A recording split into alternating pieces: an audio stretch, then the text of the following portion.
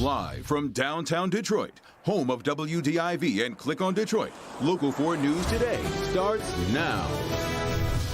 The highly contagious UK coronavirus variant is spreading in Metro Detroit, the two public places where people may have been exposed.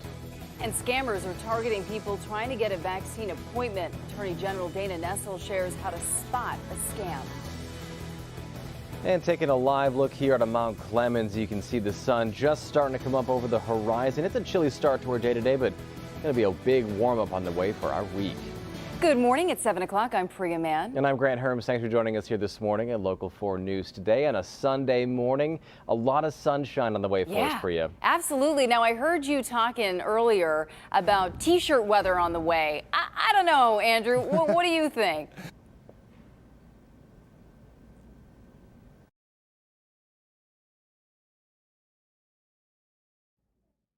We have temperatures that are in the teens and 20s right now, 21 degrees in our next hour. Later on today, we're looking at temperatures that will be up to around 40 degrees or just a bit more, just like yesterday. Yesterday's high was 41. We'll see temperatures around those same readings later on by 4 p.m. Sunrise this morning already took place just 2 minutes ago at 6:58. And what a beautiful sunrise we have taking place right now.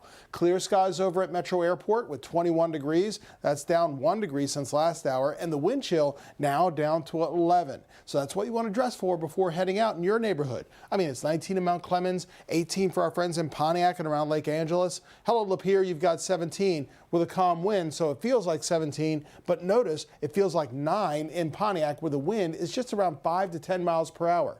Now, those higher temperatures, T-shirt weather, if you will, still on tap for later this week. We'll talk about that in your 7-day forecast that I know you're going to love. Plus, we'll talk about the next chance of showers. That's coming up as well in just minutes.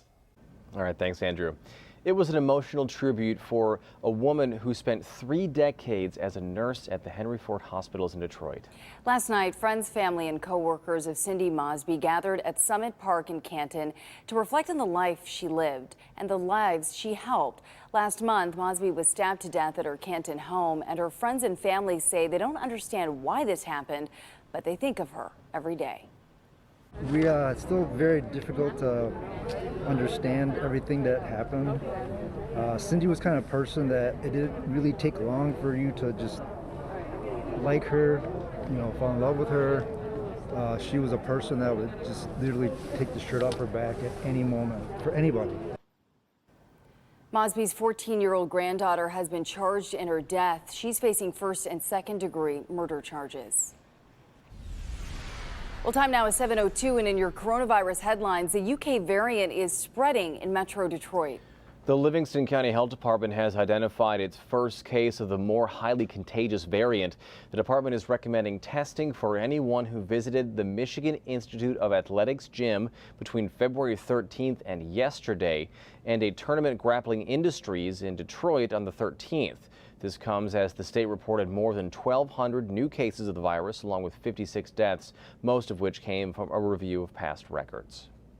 Parents and students calling for changes in school districts across the state. They gathered yesterday at the state capitol in Lansing, demanding the option for in-person learning 5 days a week.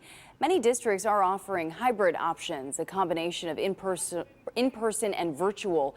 One mom from Grand Ledge said her daughter is in person 2 days a week, but still doesn't get face-to-face instruction. She's still not in school with her teacher. She's still social distancing, having to wear the mask, not having the in-person with your teacher. How much are they actually retaining?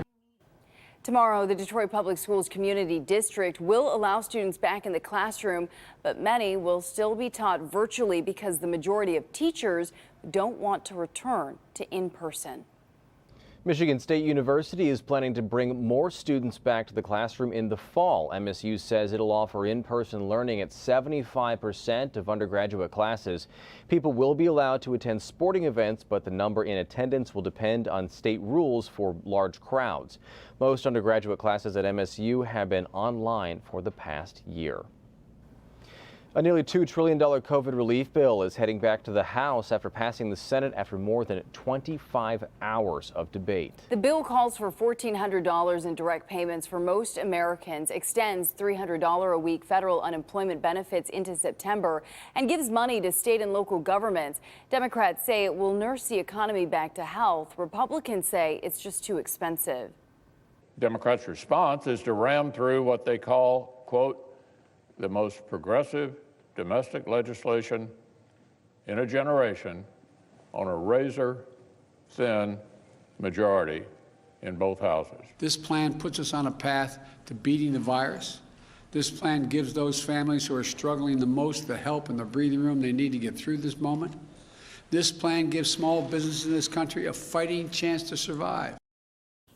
The final vote on the bill in the House is likely to happen Tuesday. When signed by the president, stimulus payments could go out within the next 2 weeks. And starting tomorrow, Michigan is expanding its vaccine plan to include residents aged 50 years and older with pre-existing conditions or disabilities. However, with more people eligible to get vaccinated, scammers are trying to take advantage of those desperate to get an appointment. Most involve payments to secure a spot, something you'll never need to do. And Attorney General Dana Nessel shared some more tips on how to spot a vaccine scam.